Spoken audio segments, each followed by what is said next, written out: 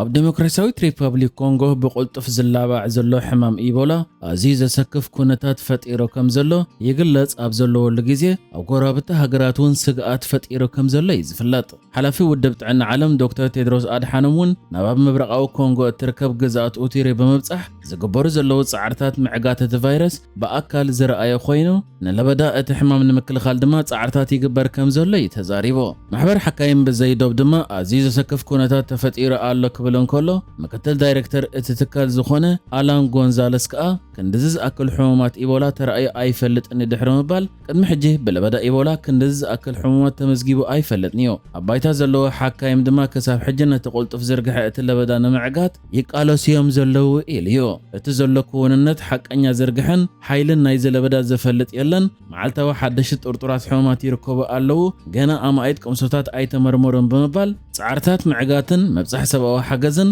ብሰንኪ ምዕጻው ዶባትን ማዕርፎ ነፈርትን ይደናጎ ከም ዘለውን ገሊጹ እዩ። ውድብ ጥዕና ዓለም ብተደጋጋሚ ከም ዘጠንቀቆ ኣብ ዲሞክራሲያዊት ሪፐብሊክ ኮንጎ ዘሎ ግጭት እውን ንምላሽ ለበዳ ኢቦላ ብዓብኡ ዓንቂፍዎ ኣሎ እዩ ዝብል ዶክተር ቴድሮስ ኣድሓኖም እውን እቲ ምላሽ ከመይ ይኸይድ ከም ዘሎን ክሕግዙ ዝኽእሉ መንገድታት እንተሃልዮም ንምርኣይ ናብቲ ከባቢ ከም ዝተጓዓዘ ገሊጹ እዩ። ኣብ ከምዚ ኩነታት ድማ ሕማም ኢቦላ ኣብ ዲሞክራሲያዊት ሪፐብሊክ ኮንጎ ናብ ሓደገኛ ኩነታት ኣንፈት የምርሕ ኣብ ዘለወሉ ግዜ ጎረቤት ሃገራት ኮንጎ ልዑል ጥንቃቐ ዝገብራ ዘለዋ ኮይነን ከም ኡጋንዳ ዝኣመሰላ ጎረቤት ሃገራት ከዓ እቲ ሕማም ናብአን ብምስጋሩ ከምቲ ኣብ ዲሞክራሲያዊት ሪፐብሊክ ኮንጎ ኣስፋሕፊሕዎ ዘሎን ኣብ ሓደገኛ ደረጃ በፂሕዎ ዘሎን ከይበጽሕ ጻዕርታት ኣብ ምግባር እየን ዝርከባ። ኣብ ከምዚ ኩነታት ከዓ ካብ ኣፍሪቃ ወጻኢ እውን ኣሜሪካን ካልኦት ሃገራትን ሕማም ኢቦላ ናብ ሃገራትን ከይመጽእ ይሰርሓ እየን ዘለዋ። ኣብ ከምዚ ኩነታት ከዓ ኣብዚ እዋን ኣብ ስልጣን ሕብረት መንግስታት ኣሜሪካ ዘሎ መምሕዳር ዶናልድ ትራምፕ ብኢቦላ ዝተታሕዙ ኣሜሪካውያን ኣብ ክንዲ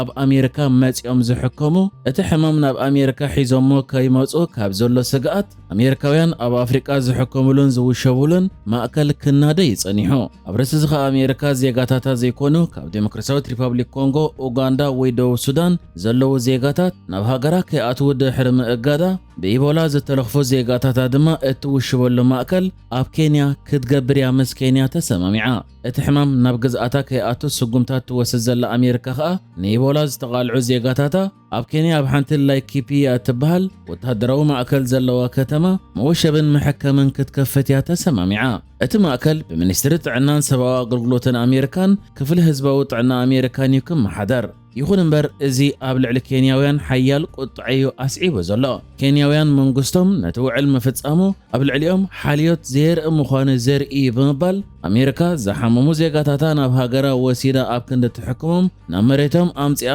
ምስ እትሕክሞም እቲ ሕማም ክላባዕ ስለ ዝኽእል እቲ ስምምዕ ክትግበር የብሉን ብምባል እዮም ተቃውሞኦም ኣስሚዖም። እቲ ካብ ህዝቢ ሓያል ተቃውሞ ክመጽእ ዝብል ስግኣት ዘይነበሮ መንግስቲ ኬንያ ለበዳ ኢቦላ ንምክትኣብ ምስ ኣሜሪካን ካልኦት ኣህጉራውያን መሻርክትን ዘተይካየድ ከም ዘሎ እኳ እንተገለጸ ኣሜሪካ መወሸቢ መሳለጥያ ንምቋም ዝሓሰበቶም መደብ ኣመልኪቱ ግን መጀመርታ ቁልጡፍ ርእይቶ ኣይሃበን። ምሕዳር ዶናልድ ትራምፕ በቲ ሕማም ዝተለኽፉ ወይ ዝተጠርጠሩ ዜጋታት ኣሜሪካ ብቐጥታ ናብ ኣሜሪካ መጺኦም ነቲ ሕማም ኣብ ኣሜሪካ ከየላብዕዎ ካብ ዘለዎ ስግኣት እዩ ካብ ዶባት ኣሜሪካ ወጻኢ ንኢቦላ ተቓላዕቲ ዝኾኑ ዜጋታት ኣሜሪካ ዝሕግዝ ውጥን ከውፅእ ዝጸንሐ። ከም ኣካል ናይ ዝውጥን ከዓ ኣብ ኬንያ መወሸቢ ማእከል ክገብር ምስ መንግስቲ ኬንያ ኣብ ስምምዕ ዝኣተወ። ነዚ ስዒቡ ድማ ጉጅለ ሲቪል ማሕበራት ኬንያ ኣሜሪካ ይኹን ዝኾነ ናይ ወጻኢ መንግስቲ ኣብቲ ሃገር መወሸቢ ማእከል ኢቦላ ንኸይቐውም እዩ ናብ ቤት ፍርዲ ክሲ ኣቕሪቡ። ኣብቲ ከዓ መንግስቲ ብዛዕባ እዚ መወሸቢ ማእከል ኢቦላ ምስ ኣሜሪካ ዝገበሮ ስምምዕ ብዝምልከት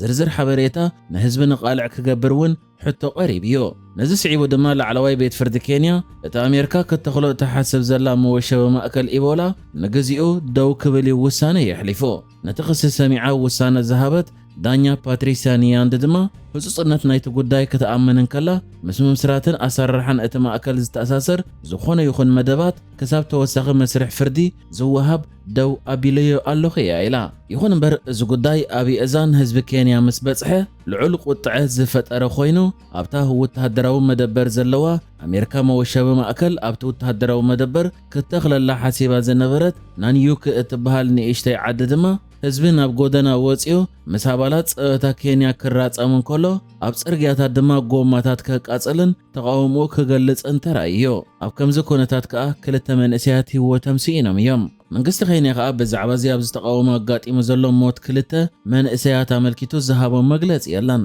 ብሶኒ ግን ኣብታ ካብ ርእሰ ከተማ ኬንያ ናይሮቢ 140 ኪሎ ሜትር ንሸነኽ ሰሜን ርሒቓ ዘላ ንእሽተይ ዓዲ ሓያል ተቃውሞታት ዝተገብረ ኮይኑ ኣሜሪካ ዜጋታታ ኣብ ኬንያ መወሸቢ ማእከል ብምትካል በቲ ሕማም ዝተለኽፉ ናብቲ ሃገር ከይመፁ እሞ እቲ ሕማም ከይሰግሮም ስግኣት ብምሕዳሮም እዩ እዚ ተቃውሞታት ክልዓል ዝኸኣለ ካብቲ እቲ መወሸቢ ማእከል ክትከለሉ መደብ ተገይሩሉ ዘሎ ከባቢ ወፃኢ እውን ኣብ መላእ ኬንያ እዚ ጉዳይ ኣብ ህዝቢ ሓያል ቁጥዐ ፈጢሩ እዩ ዘሎ ኣሜሪካ ከተኽሎ ዝሓሰበት መወሸቢ ማእከል 50 ዓራታት ዘጠቓለለ ኮይኑ ኣሜሪካውያን ሓካይም ዘካይድዎ ኢቦላ ንዝተለኽፉ ወይ ዝተጠርጠሩ ኣሜሪካውያን ዜጋታት ጥራይ ድማ ክውሽብ እዩ መደብ ነይርዎ ከምዝፍለጥ ኣብ ኬንያ ክሳብ ሕጂ ዝኾነ ይኹን ብኢቦላ ዝተተሓዘ ውልቀ ሰብ የለን ድሕሪ ዘጋጠመ ሓያል ተቃውሞታት ድማ ፕሬዝደንት እቲ ሃገር ዊልያም ሩቶ ንመጀመርታ እዋን ብዛዕባ እቲ መደብ ዝተዛረበ ኮይኑ ነቲ መደብ ክከላኸለሉን ምስ ናይ ነዊሕ እዋን መሓዛና ኣሜሪካ ዝግበር ሽርክነት ኢሉ ክገልጾ እንከሎ ነቲ ሃገር ድማ ካብቲ ሕማም ንምክልኻላ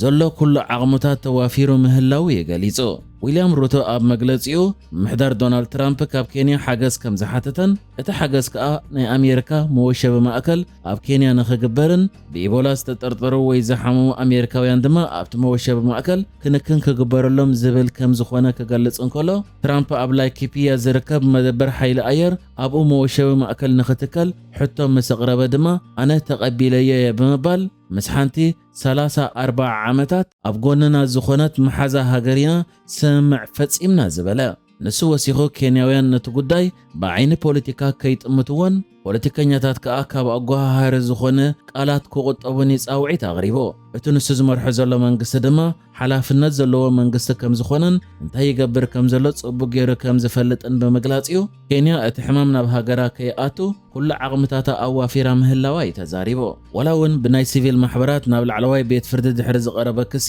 እቲ መደብ ንግዚኡ ጠጠው ከም ዝብል ተገይሩ እንተሃለወ ወተሃደራውያን ናይ ጽዕነት ነፈርቲ ግን ብተደጋጋሚ ካብ ናብነቲ መወሸቢ ማእከል ናይ ኣሜሪካ ክትከለሉ ዝተባሃለ መደበር ሓይሊ ኣየር ክበራን ከዓልባን ከም ዝተረኣያ ብዙሓት ተንተንቲ ከዓ እዚ ምድላዋት ነቲ መወሸቢ ማእከል ንምትካል ዝግበር ዘሎ ዝብል እምነት ከም ዘለዎም እውን ተገሊጹሎ ብጀካ ናይ ሲቪል ማሕበራት ናይ ኬንያ ናይ ሓካይም ማሕበራት ከምኡውን ናይ መንግስቲ ምንቅስቓስ ዝከታተላ ዘይመንግስታውያን ማሕበራት እውን ነቲ መደብ ሙሉእ ብምሉእ ተቃዊሞንኦ ዘለዋ ኮይነን ንህዝቢ ኬንያ ከዓ ንሓደጋ ዘቃሊዕ ብምባል ገሊፆንኦ ዘለዋ ብዛዕባ እዚ ኣብ ኬንያ ሓያል ተቃውሞ ፈጢሩ ህይወት ክልተ ሰባት እውን ኣብ ተቃውሞ ጠፊኡሉ ዘሎ ጉዳይ ናይዚ ኣሜሪካ ኣብ ኬንያ ክትተኽሎ ተሓስብ ዘላ መወሸቢ ማእከል ብወገን ኣሜሪካ ዝኾነ መግለፂ ኣይተዋህበሉን ኣሎ እዚ ይኹን እምበር ምምሕዳር ዶናልድ ትራምፕ ኢቦላ ናብ ሃገሩ ከይኣቱ በቲ ሕማም ዝተለኽፉ ወይ ብሕማም ከም ዝተለኽፉ ዝተጠርጠሩ ዜጋታት ኣሜሪካ ካብ ኣሜሪካ ወፃኢ ኣብ ዝተተኽለ መወሸቢ ክእለዩ ይደሊ ምህላው እዩ ዝግለጽ ንሕጂ ዝተዳለወ መደብ እዚ ነይሩ ብኻልእ ክሳብ ንራኸብ ሰላም ንዓኹም